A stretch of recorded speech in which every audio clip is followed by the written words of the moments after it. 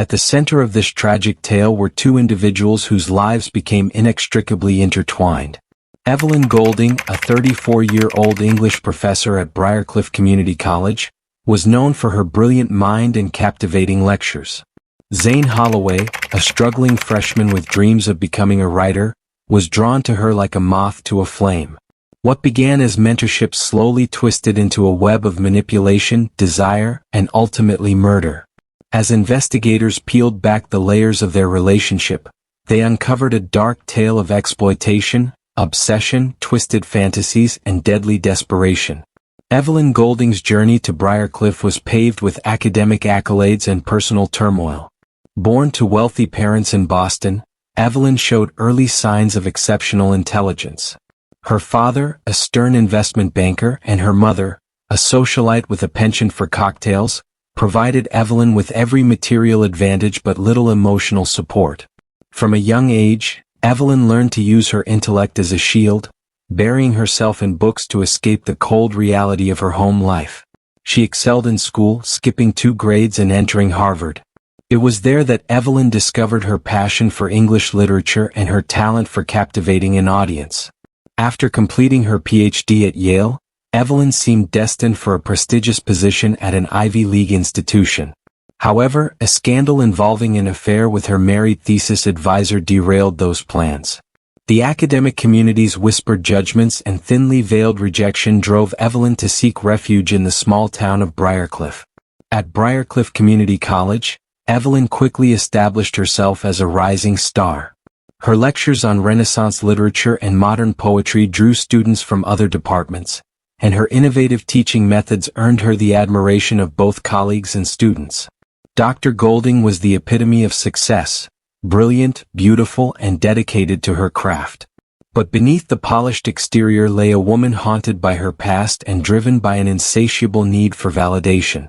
Evelyn's relationships were often intense but short-lived, leaving her feeling empty and misunderstood. She craved the adoration of her students, basking in their admiration and subtly encouraging their dependence on her guidance. A psychological evaluation conducted after her arrest would later reveal a complex personality disorder characterized by narcissistic traits and a deep-seated fear of abandonment. It was this dangerous cocktail of intelligence, charisma, and unresolved emotional issues that set the stage for her fateful encounter with Zane Holloway. In him, Evelyn saw not just another student to mold, but a chance to reclaim the youth and passion she felt slipping away. Zane Holloway's path to Briarcliff Community College was far from typical. Born in a working-class neighborhood, Zane was the youngest of 4 children in a family that struggled to make ends meet. His father, a construction worker, spent long hours on job sites, while his mother juggled multiple part-time jobs to keep food on the table. From an early age, Zane found solace in the world of books.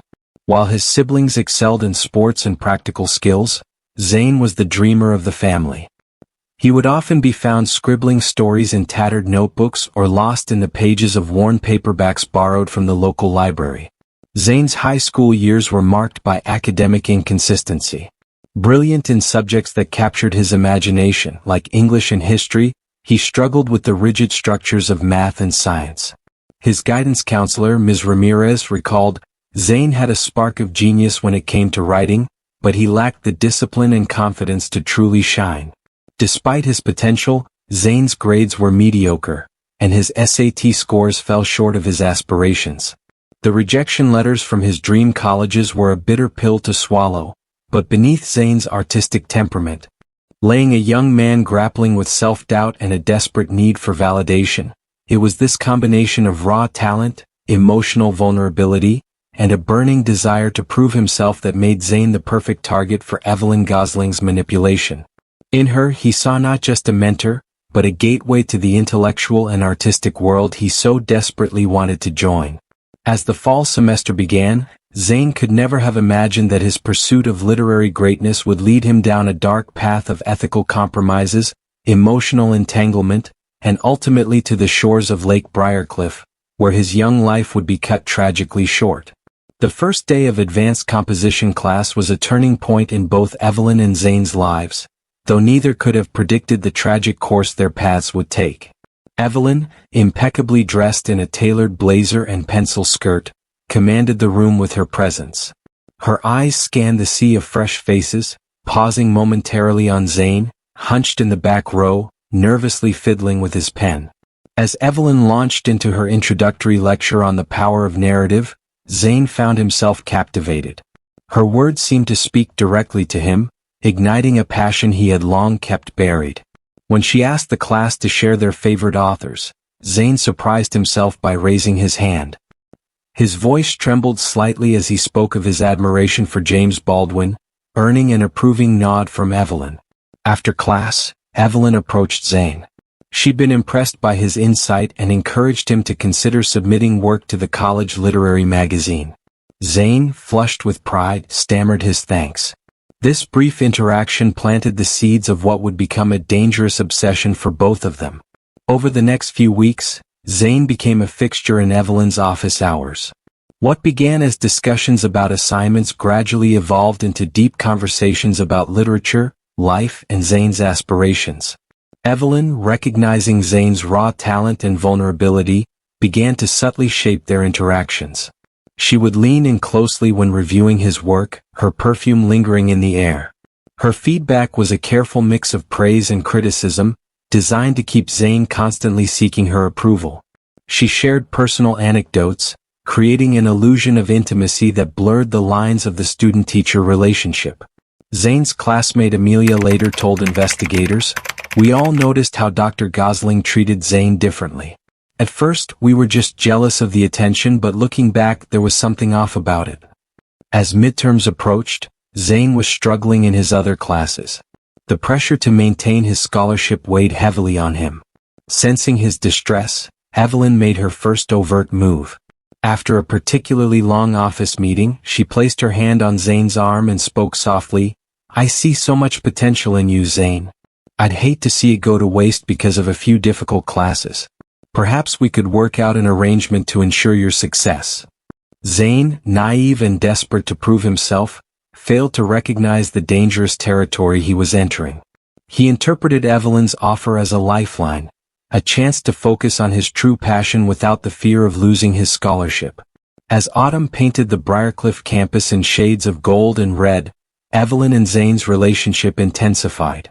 She invited him to exclusive literary events, introducing him to her colleagues as a promising protege. Zane, intoxicated by this new world of intellectual stimulation and perceived belonging, began to rely on Evelyn for more than just academic guidance. Evelyn, for her part, reveled in Zane's dependence.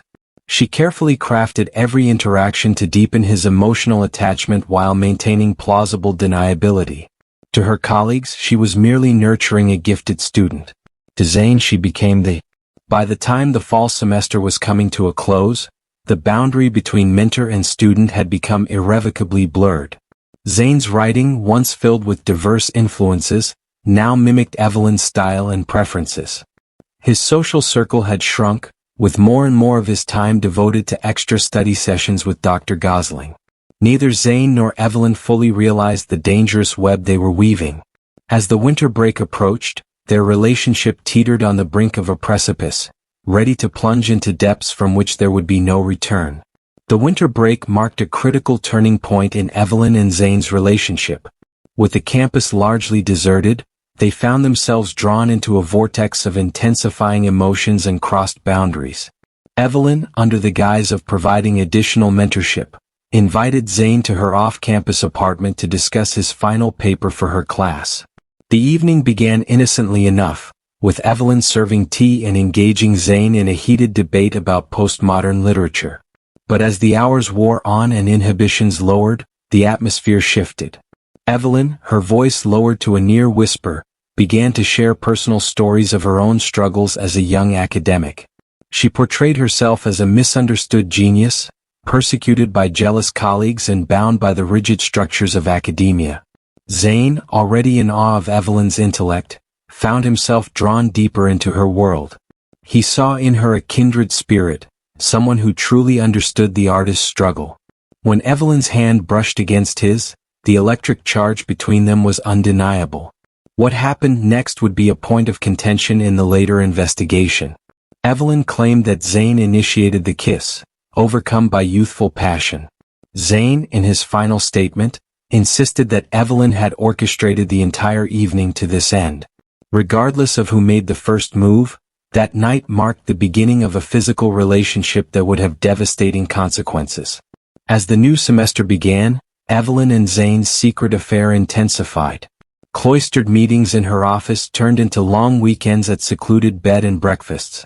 Evelyn showered Zane with gifts, rare books, expensive pens, a laptop to replace his outdated model. She framed each gift as an investment in his future as a writer, further binding him to her. Zane's grades, which had been middling in his other classes, suddenly skyrocketed. Evelyn used her influence to intervene on his behalf with other professors, painting him as a misunderstood genius who simply needed the right guidance. She promised Zane that with her help, he could secure a spot in a prestigious MFA program, bypassing the usual requirements.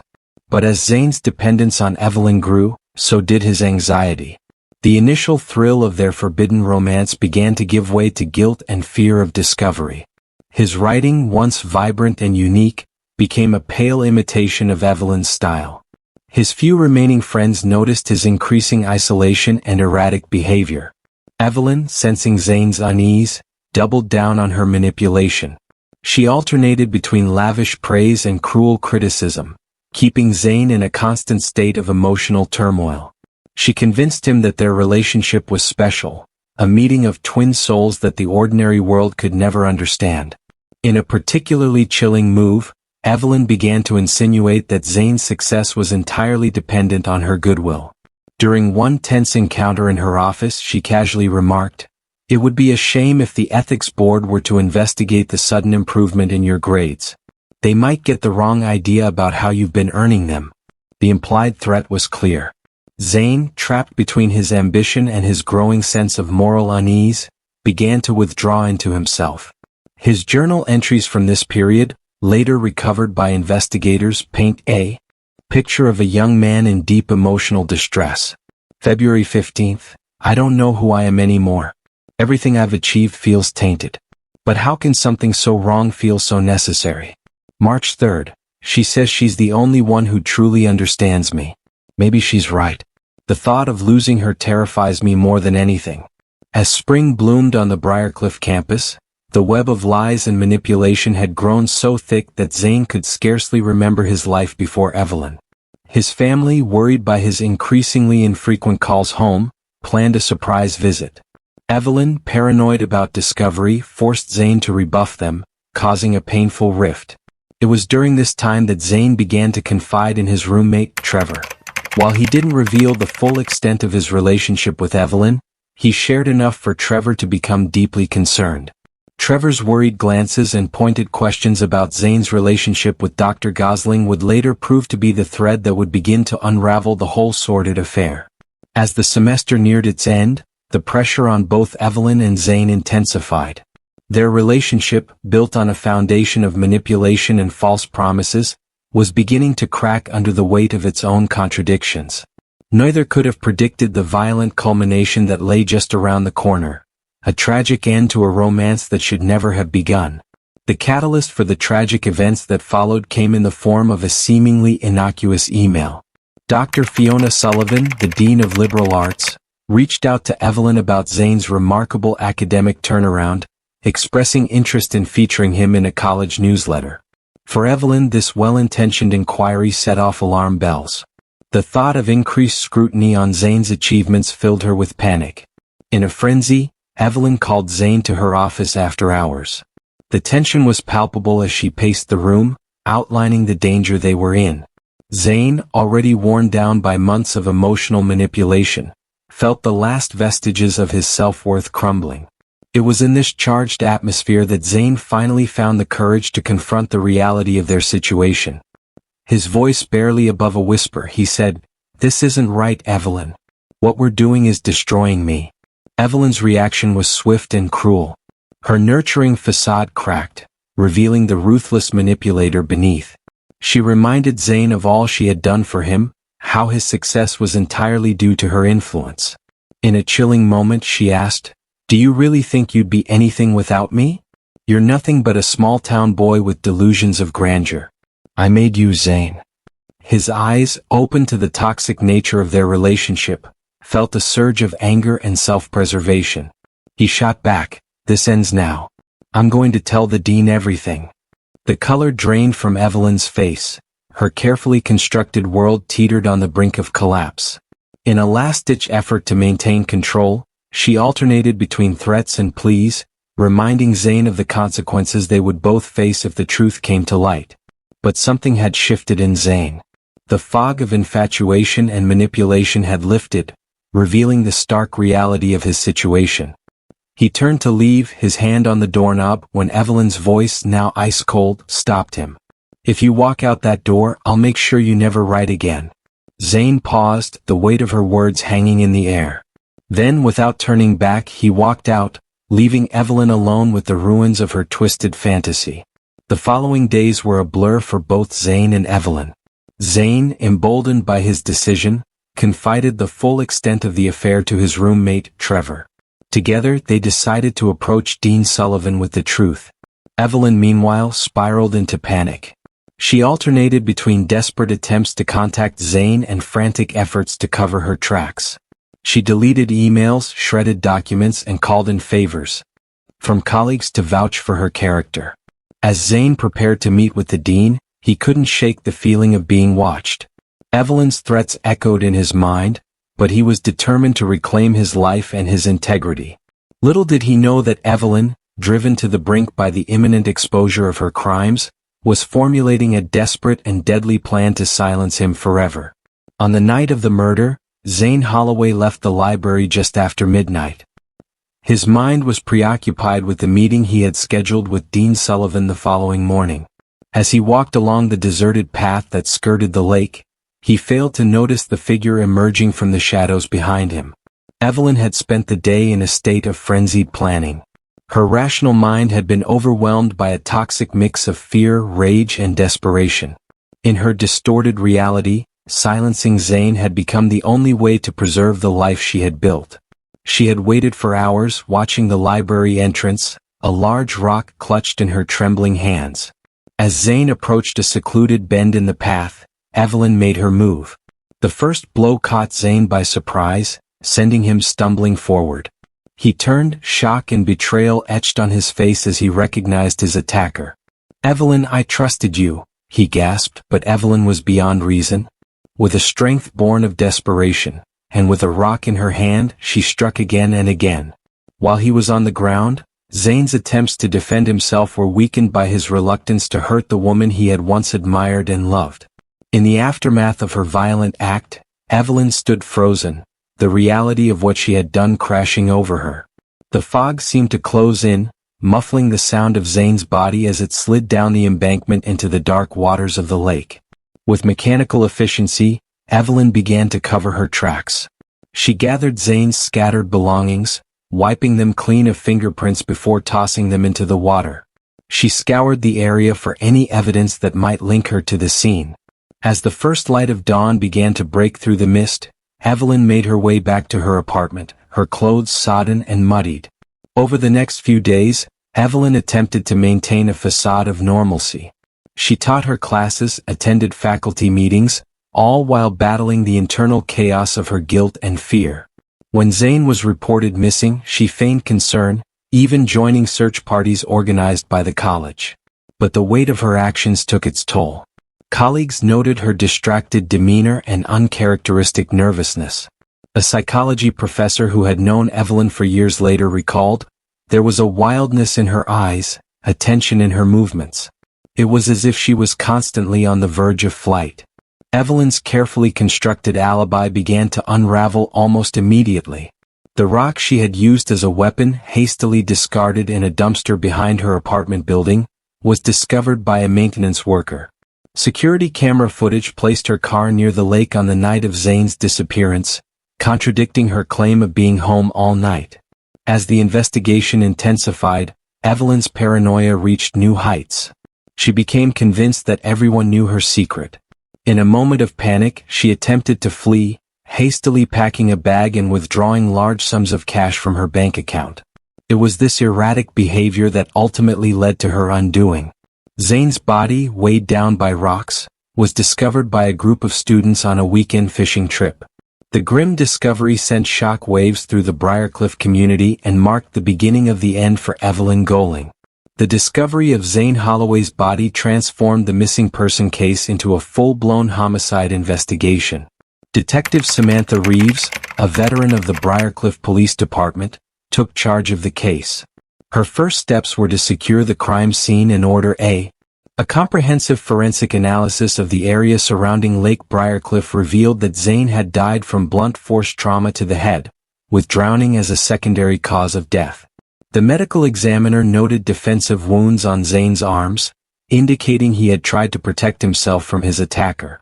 As news of the murder spread, the academic campus of Briarcliff Community College became a hotbed of speculation and fear. Students whispered in hallways, casting suspicious glances at their peers and professors. The administration, desperate to control the narrative, held conferences assuring parents and the community that this was an isolated incident. Detective Reeves and her team began the painstaking process of interviewing Zane's friends, family, and associates. It was during these initial interviews that Zane's roommate, Trevor Lawson, provided the first crucial lead.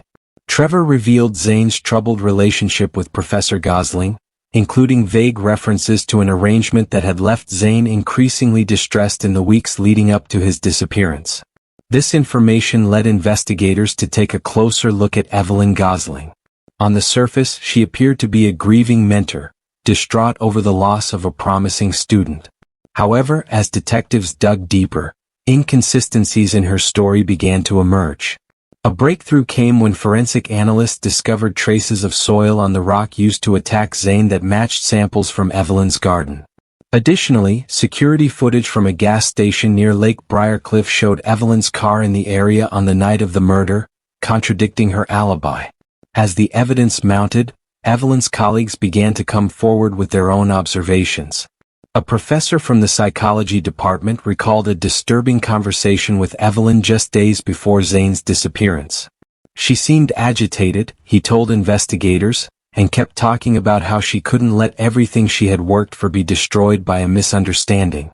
The investigation took another turn when detectives uncovered a series of emails between Evelyn and Zane. While carefully worded, the subtext of these messages hinted at an inappropriate relationship. Forensic specialists recovered deleted drafts of emails from Evelyn's college account that were far more explicit, detailing her manipulation of Zane and her fears of exposure. The search of Evelyn's apartment yielded damning evidence. Hidden in a locked drawer, detectives found Zane's journal, which detailed the evolution of their relationship and his growing desire to end it. With a wealth of physical evidence and witness testimony, the district attorney's office felt confident in charging Evelyn Gosling with first-degree murder. The arrest sent shock waves through the community, shattering the image of the brilliant, dedicated professor and exposing the dark underbelly of power dynamics in academia. As Evelyn was led away in handcuffs, the true scope of her deception began to unravel, leaving the Briarcliff community to grapple with the question of how such a predator had hidden in plain sight for so long. Over the next several hours, Evelyn's full confession emerged, painting a disturbing picture of manipulation, abuse of power, and ultimately murder. She spoke of her initial attraction to Zane's talent and vulnerability, how easy it had been to shape him to her will. Her voice was filled with bitterness as she recounted Zane's decision to expose their relationship, describing it as a betrayal that left her no option but to silence him permanently. The trial of Evelyn Gosling was brief but intense.